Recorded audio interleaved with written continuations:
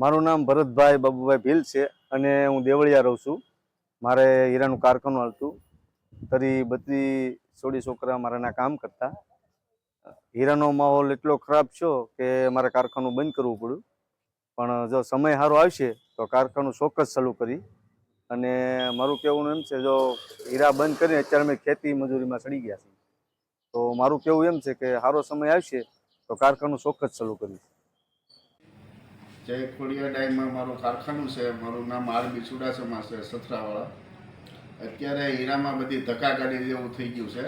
કારીગરોને માંડ 300 થી 400 રૂપિયાનું કામ મળે છે ને અમારે ત્યાં કારખાને કઈ રીતે ચલાવવા એ અમને ખબર નથી રહેતી કે અમારે કઈ દિશાએ જવું છે. અત્યારે એવી બેરોજગારી ઊભી થઈ છે કે હીરા વેચાતા નથી ને માલે એવો પેલો થઈ જાય એટલે 5-5 હજાર રૂપિયા ક્રેડિટ તૂટે છે માલમાં.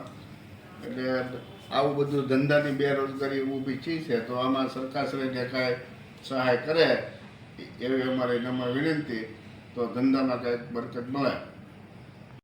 મારું નામ જયંતિભાઈ મનુભાઈ મકવાણા, રાજકોટનો વતની છું. ડાયમંડમાં કામ કરી રહ્યો છું અને અત્યારે જ્યાં મંદીનો માહોલ ચાલી રહ્યો છે એના કારણે જે વિકટ સમય અમારે પસાર કરવો પડે છે એ બહુ અઘરું છે. અને અત્યારે આજે તહેવારો પણ આવી રહ્યા છે અને આ મંદીના કારણે જે અમારે આ સમય કાઢવો એ બહુ વિકટ છે. બાળકોની ફી ભરવી, બાળકોના જે કાંઈ કપડાં આ તે છે લેવું, પણ ડાયમંડ મંદીના કારણે એ બધું અમે કાંઈ કરી શકતા નથી. અને આમાં કાંઈ સારો સમય આવે ડાયમંડમાં એવો ભગવાન પાસે પ્રાર્થના કરી અને આમાં કંઈ સરકાર સહાય કરે.